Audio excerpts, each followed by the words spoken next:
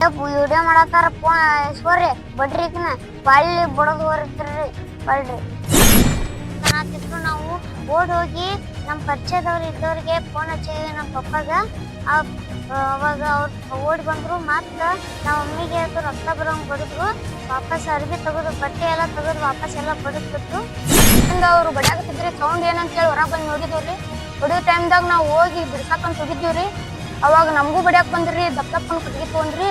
ನಾನು ನಮ್ಮ ತಂಗಿ ಆ ಕಡೆ ಓಡೋದ್ರಿ. ರಕ್ತ ತುಂಬಾ ಆಗಿತ್ರಿ ಆ ಹುಡುಗಿಗೆ. ತುಂಬಾ ಆದ ಕೂಡ್ಲೇನ ನಾ ಬಂದ್ ಕೆರಂದ ಎಳ್ದಾಡಿ ಅದಕ್ಕ ನೀರ್ ಹಾಕಿ ಉಳಿಸ್ಕೊಂಡ್ರಿ. ರಕ್ತ ಹರಿಯಾಕತ್ತಿತ್ರಿ ಹುಡುಗಿದ್ ಮೂತಿ ಮ್ಯಾಗದು ನನ್ನ ಅದು ಮ್ಯಾಗ ಬಿದ್ದಿತ್ತು. ಕೆಮ್ಮಳು ನೀರ್ ಹಾಕಿ ಇದನ್ನ ಮಾಡೋದು ಕೈ ಹಿಡಿದು ಜಗ್ಗಿ ಬಂದಿದ್ರಿ. ಇಟ್ಟು ಕ್ರಮ ಅವ್ರಿಗೆ ಅನ್ಯಾಯ ಆಗೈತಿ ನೋಡಿ. ದಪ್ಪನ ಕಟ್ಗಿ ತಗೊಂಡ್ ನಮ್ಮ ಮಾಮ ಓಡಾಕ್ ಬಂದ್ರಿ. ನಮ್ಮ ಮಾಮನು ಓಡೋದ್ರಿ. ಅವಾಗ ನಮಗೂ ಅಂತ ಕೇಸಿಂದ ಓಡಿ ಹೋಗ್ಬಿಟ್ಟಿವ್ರಿ.